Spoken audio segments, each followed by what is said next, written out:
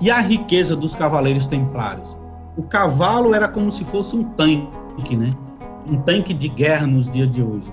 O cavalo, assim, segundo a polícia de Londres, dá para combater 12 manifestantes, 6 manifestantes, 8 manifestantes. Aí depende do volume de manifestantes, você consegue empreender com o melhor resultado. Então, pode imaginar que eles eram muito úteis no combate. O cavalo era muito caro, nem todos podiam comprar, alimentar, mantê-lo. Daí surgiu a classe dos cavaleiros, né? Que eles vendiam esses serviços aos nobres para combater em suas disputas, né? Em suas batalhas. Navios. Os cavaleiros templários, eles tinham tanto navio, mas tanto navio, que chegou a Veneza, chegou a proibir eles aportarem, né?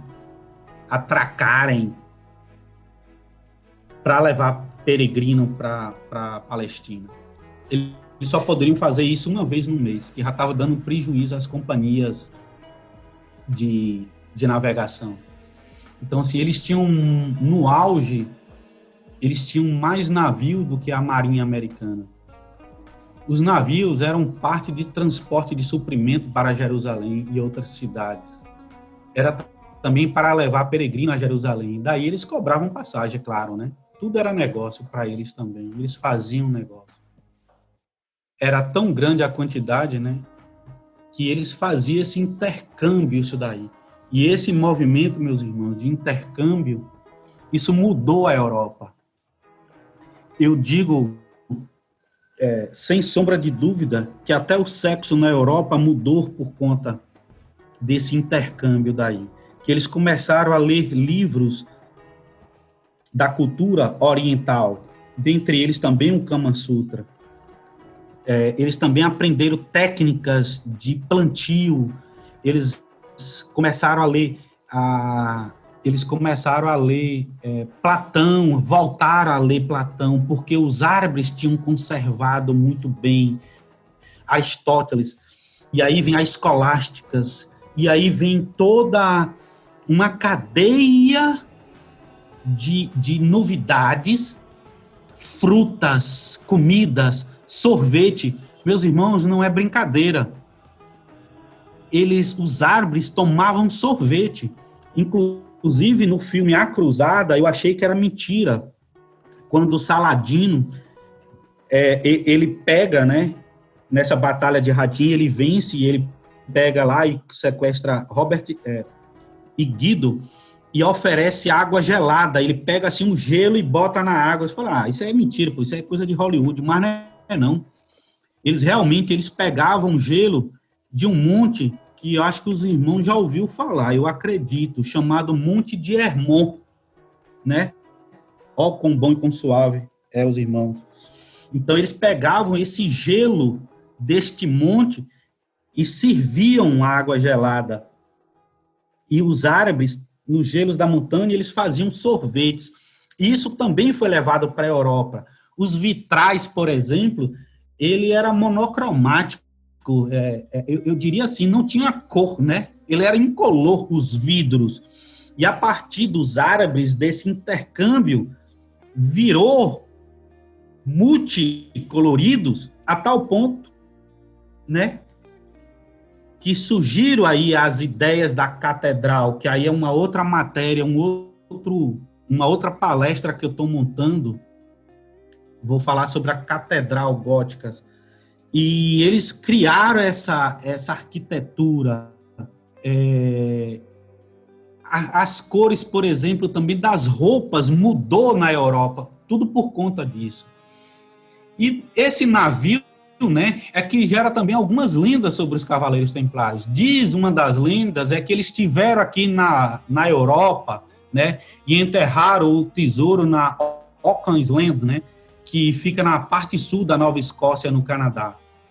Isso é uma grande bobagem, não há nada cientificamente provando isso daí. Outra lenda é que eles estiveram aqui na América do Sul, na Minas de Prata de Potosí, né? Daí que eles ficaram ricos e cunharam aquelas moedas que eu vou mostrar lá. E daí vieram essas riquezas, né? E essas riquezas que construíram muito castelo, né? E se vocês observarem, isso aí é uma foto do Castelo de Tomar. Esse parte onde tem um sino, isso é redondo.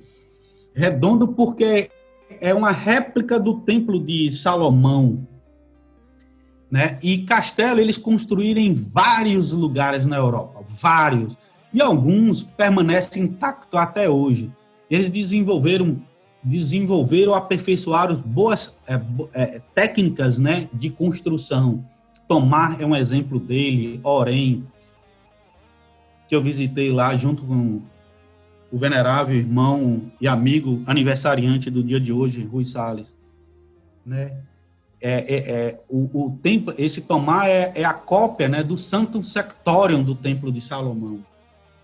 Moinhos, eles tinham dezenas de moinhos. Eles pegavam esse moinho para triturar. Lembra que eu disse, eles aperfeiçoaram a agricultura. Por conta disso, o europeu passou a comer outras especiarias. A comida deixou de ser insossa. Eles deixaram de comer batata, que os caras lá só comiam batata. Quem vai na Europa sabe muito bem disso, os caras lá comem batata o tempo todo.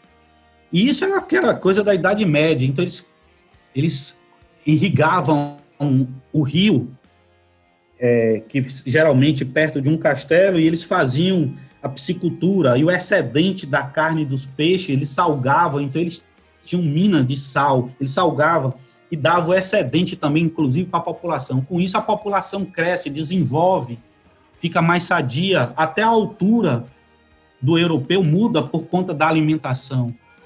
E esse moinho contribui para isso daí, né?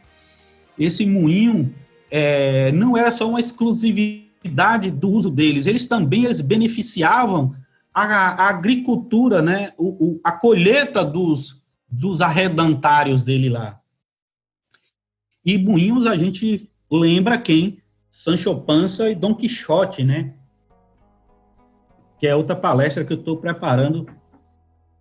A influência dos Cavaleiros Templários em Miguel de Cervantes para escrever o livro Dom Quixote. Tem tudo a ver. As terras, eles tinham terra por todos os países, eu vou chamar assim. Eles ganharam muita terra de doações. As primeiras doações, por exemplo, que ele recebeu, logo quando foi fundada lá em 118, foi Dona Teresa de Portugal, que doou as terras, né?